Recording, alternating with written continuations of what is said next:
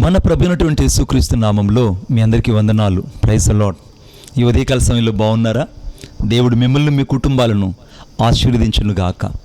ఈరోజు వాగ్దానం, తాను సృజించిన సమస్త జనముల కంటే నీకు కీర్తి, ఘనత, పేరు కలుగునట్లు నిన్ను హెచ్చించెదను. దేవునికి మహిమ కలుగును గాక.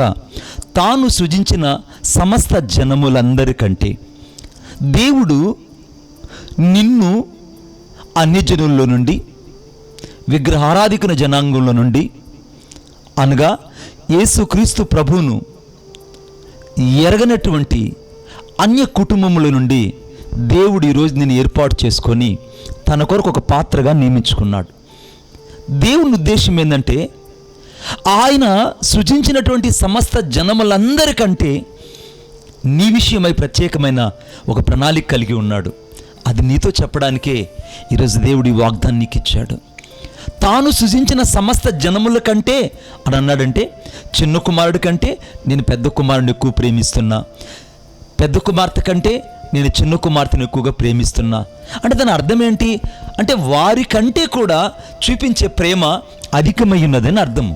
అంటే దేవుని ఉద్దేశము, నిన్ను సమస్త జనముల కంటే ఎంతమంది జనాలు ఉన్నారు ఇశ్రాయేలు అందరి చుట్టూ అంటే, ఒక పక్క మోయాబు జనాంగం ఉన్నారు, మరొక పక్క హివ్వీయులు, యెబూసీయులు, హిత్తీయులు, రకరకాల అన్య జాతులందరూ అతని చుట్టూ ఉన్నప్పుడు ఆ జనములందరికంటే నీకు మాత్రమే దేవుడు కీర్తిని, ఘనతను కలుగు చేయాలనుకుంటున్నాడు. ఆమేన్. కీర్తి అన్నది ఎవరికి ఇవ్వబడుతుందంటే, ప్రఖ్యాతి కలిగిన వ్యక్తులకు ఇవ్వబడుతుంది. ఘనత ఎవరికి ఇవ్వబడుతుందంటే, ఆధిక్యతను, అంతకంటే అన్ని విషయాలలో మరి విజయం పొందిన వ్యక్తికి మాత్రమే ఘనత అనే పదము, అర్హత ఇవ్వబడుతుంది. ఈ సమయంలో దేవుని ఉద్దేశం ఏంటంటే, ఎక్కడ నువ్వు ఓడిపోయావో అక్కడ నీకు ఒక విజయాన్ని ఇవ్వాలని దేవుడు ఎదురు చూస్తున్నాడు. ఎక్కడ నువ్వు కృంగిపోయావో అక్కడ దేవుడు నీకు కీర్తిని ఇవ్వాలని ఆయన నీ పట్ల ఒక ప్రణాళిక కలిగి ఉన్నాడు. ఏ పరిస్థితుల్లో అయితే నీవు దేవుని కొరకై దూరం అయిపోయి, ఒంటరితనంలో విసిగిపోయి, జీవితకాలం అంతా నెమ్మది లేకుండా, సమాధానం లేకుండా నువ్వు కృంగిపోతున్నావో అట్టి వారి మధ్యలో ఆయన నీకు కీర్తిని, ఘనతను, పేరు కలుగునట్లు నేను హెచ్చించాలనుకుంటున్నాడు. ఆమేన్. ఆమేన్ చెప్పగలవా?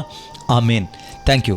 ఎందుకోసం అనంటే, నీకు కీర్తి, ఘనత కలుగునట్లు దేవుని ఉద్దేశము ఈరోజు నిన్ను అన్యజనుల మధ్యలో నీకు కీర్తిని కలుగు చేయాలని, ప్రతిష్టత కలుగు చేయాలని, ఘనతను కలుగు చేయాలని ఆయన నిన్ను పేరు పెట్టి నీ కొరకై అనగా ప్రత్యేకపరచుకోబోతున్నాడు.